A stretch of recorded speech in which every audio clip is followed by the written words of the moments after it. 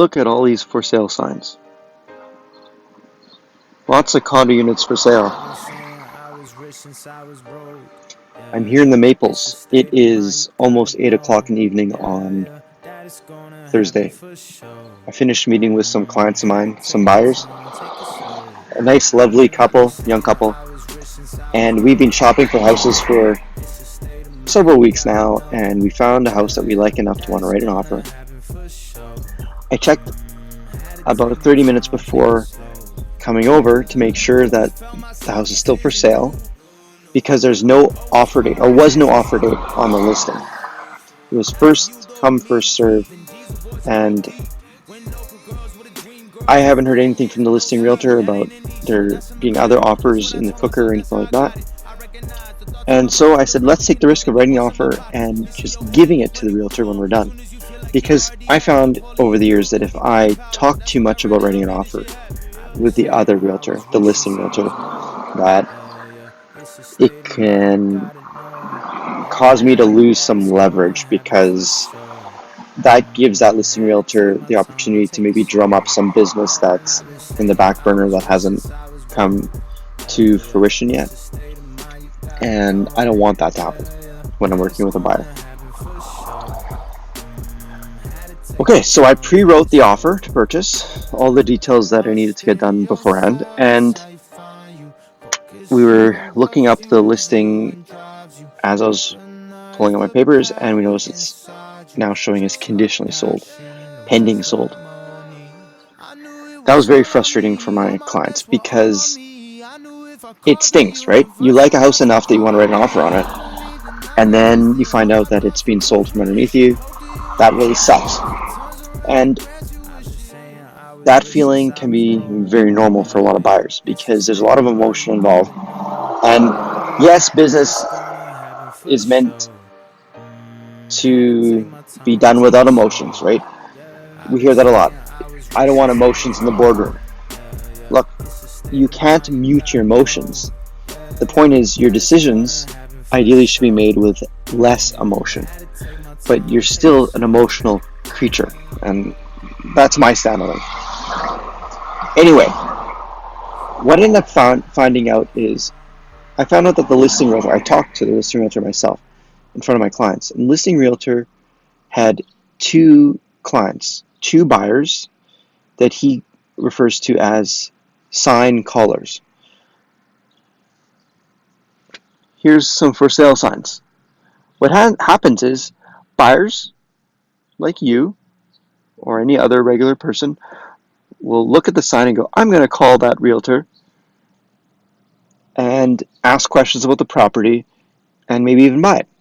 And what happens is, when you call the realtor who's associated with the sign or the listing on MLS or the ad you found online on Kijiji or whatever, that listing realtor is first their seller's client.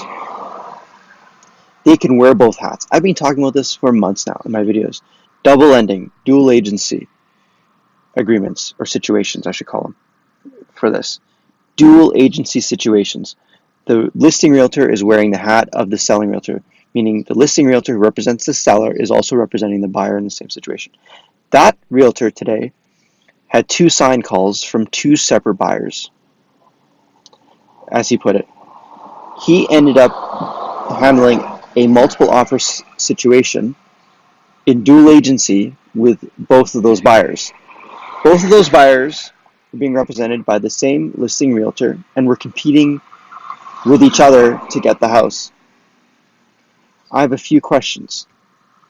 Did that listing realtor disclose to each of those buyers that he's in dual agency with the both of them? And did he mention that those two buyers are competing with each other, as he is the sole realtor for both people? This is a conflict for a lot of realtors, because even though you enter into a dual agency agreement, which creates a dual agency situation, it's hard to do it, because you cannot use the same information you can get legally and fairly as an only selling realtor. See, when you're listing, if you know something about the seller that could jeopardize the situation or cause an unfair advantage, that's not allowed.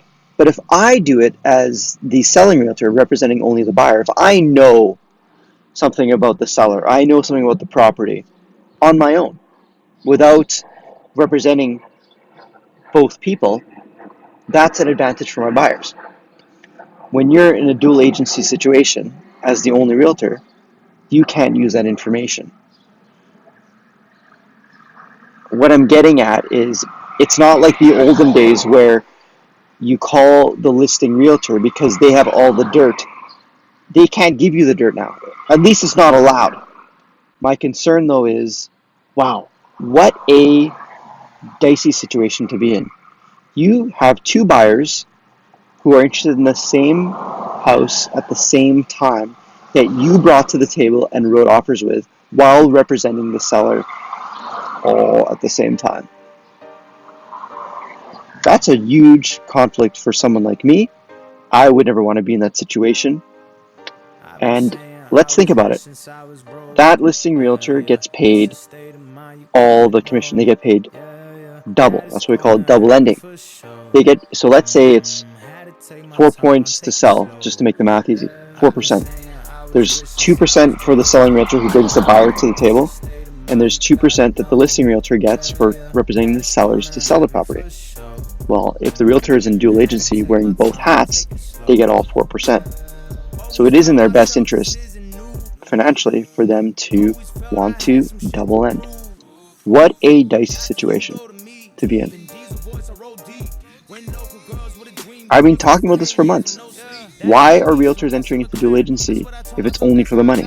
There's over 2,000 realtors registered in Winnipeg, in Manitoba, should be clear enough. Registered in Manitoba.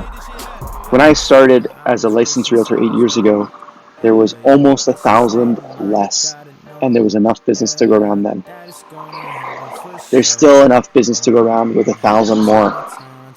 Look, people, if you're a realtor and you're watching this video, spread the love. Don't put yourself into a dual agency situation if you don't have to. When things go sideways or there's a problem or there's a claim against you, it's hard to try to get out of the situation or to get out of the claim.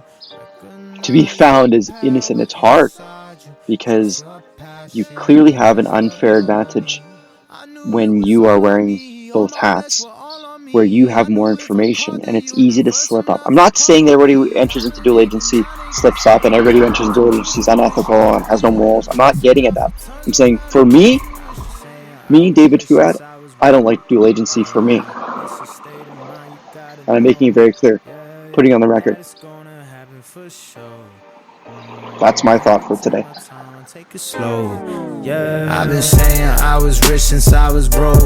Yeah. It's a state of mind, you gotta know. Yeah. That it's gonna happen for sure. Had to take my time, take it slow. Yeah. It's all in your head. It's all in your head. It's all